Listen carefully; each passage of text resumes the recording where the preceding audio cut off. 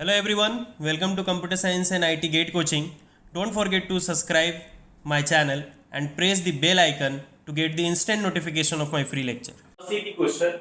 It is saying that construct a minimal DFA which accepts set of all string over 0, 1.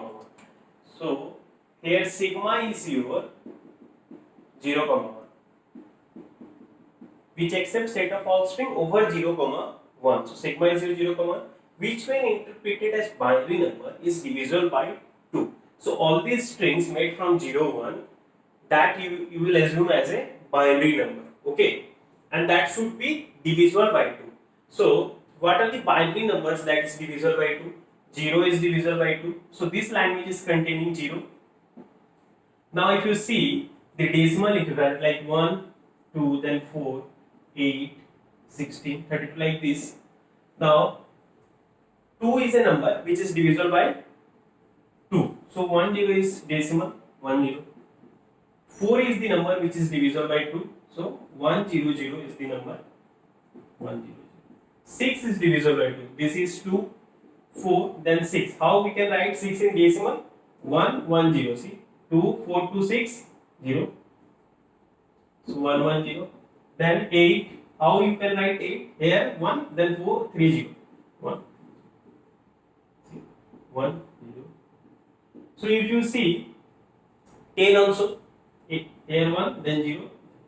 So if you see the numbers which is divisible by 2, it ends with 0.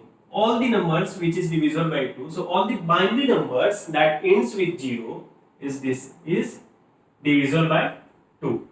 And one more thing, in GATE exam they consider epsilon as 0. So epsilon also belongs to this language because in GATE exam they consider epsilon as 0. So whenever they are not saying anything about epsilon in this kind of question, then you have to assume that epsilon is 0. So how to construct a minimal DFA for that? Means you have to construct a minimal DFA which ends with 0 and it will even accept epsilon. So we need to make initial state as final state to accept epsilon.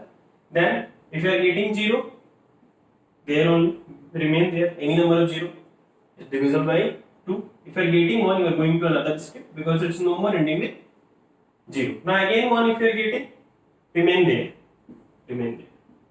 Now again 0, see any number of 0 then 1. So for every state I have given the transition for 0. Now this is the way in GATE exam you have to do.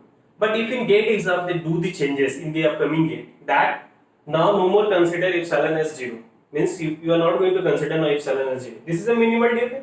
It's containing 2 states. Then how you have to do if you are not going to consider epsilon as 0?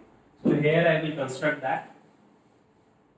So here I am not going to make initial state as the final state. What I will do, initial state by getting 0. If it will get 0, I will go to final state.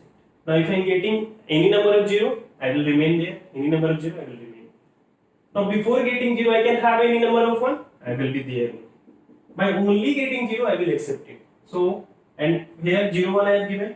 Now here I have given 0. Means if you are getting 0, any number of 0, fine, accept it. But if you are getting 1, it's no more ending with 0. So again go back to initial state.